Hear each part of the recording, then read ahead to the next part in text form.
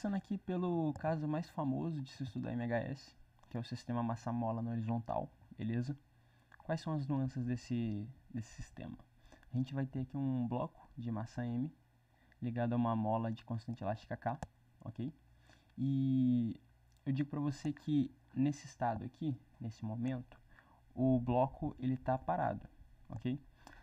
Dessa informação você pode tirar duas consequências, ó. Uma, primeira, né, que a velocidade dele é zero, já que ele está parado. Segunda, é que a força resultante nele também é zero. Por quê? Porque você concorda comigo que se houvesse alguma força, se a força resultante atuante no corpo não fosse nula, ele teria uma aceleração? E se ele tivesse uma aceleração, a velocidade não seria nula? Ah, entendi. Então, a força resultante sendo zero, o que você tira daqui também? Qual a única força que vai atuar nesse corpo, no sistema que a gente está analisando? A única força que vai atuar nele é a força elástica da mola. Por quê? Porque esse plano não tem atrito, tá? A gente está analisando um plano sem atrito. Então a gente tira daqui também que a força elástica, ela também vai ser zero. Também vai ser igual a zero. Porém, de acordo com a lei de Hooke, né, a gente sabe que a força elástica ela é menos kx. Então, concorda que se um produto dá zero, um dos termos tem que ser zero? K não pode ser zero, porque K é uma constante não nula, constante elástica da mola, né? Então x a gente tem que vai ser zero. Ah, entendi. Então quando a mola estiver nesse ponto onde, a mola não, perdão, o corpo estiver nesse ponto onde não há deformação da mola, a gente vai falar que esse ponto é o ponto x igual a zero. É chamado ponto de equilíbrio, beleza? O que vai acontecer em seguida é que esse corpo ele vai ser deslocado para um dos lados. Vamos estudar aqui o caso em que ele é deslocado para a direita. Show? Qual que vai ser a consequência direta dele ter sido deslocado para a direita? Você vai ter que vai surgir aqui uma força elástica. Por quê?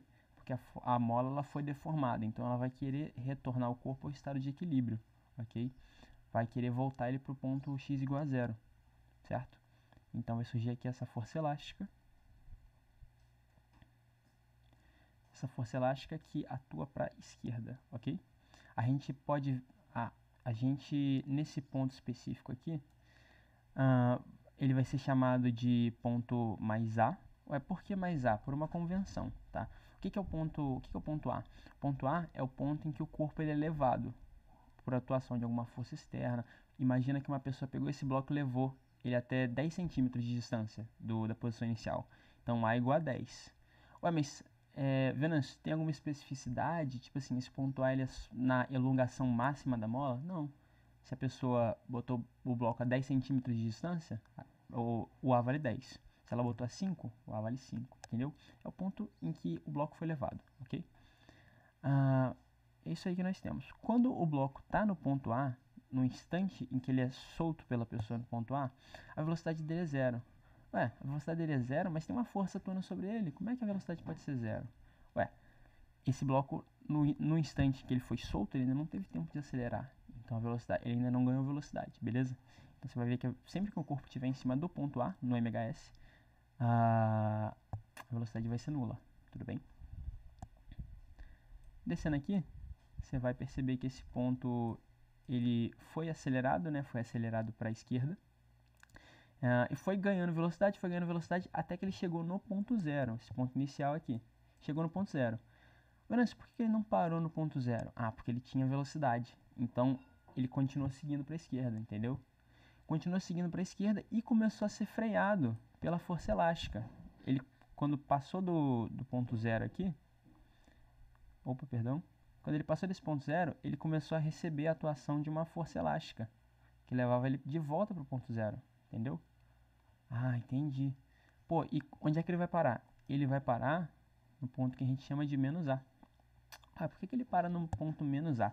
Quer dizer que a distância que ele percorre do ponto zero até o ponto menos A é A, e a distância que ele percorre até o ponto A também é A? Ele percorre a mesma distância nos dois? Sim, ele percorre a mesma distância. Mas por que isso acontece? Porque a gente vai ver lá na frente que a posição de um corpo em MHS ela depende exclusivamente desse A, né? A distância máxima que ele pode ir, e do cosseno de um ângulo que a gente vai ver pra frente, beleza? Cosseno de θ eu vou chamar aqui. Mas o máximo valor que um cosseno pode assumir, lembra lá do seno? Lembra lá do ciclo trigonométrico? Um valor máximo é 1. E o valor mínimo? Menos 1. Isso aí. Então, qual que vai ser o valor máximo de x? O valor máximo de x é a vezes 1, é a. Aí, qual que é o valor mínimo? É a vezes menos 1, é menos a. Entendi. Entendi, menos a. Pô, então a distância máxima, né? X máximo é a. E x mínimo é menos a. Beleza, entendi. Então, basicamente isso que a gente vai estudar nos 3 casos de MHS, né? O primeiro foi esse do sistema massa-mola na horizontal. O segundo é o sistema massa-mola na vertical. E o terceiro é o sistema de pêndulo simples, ok?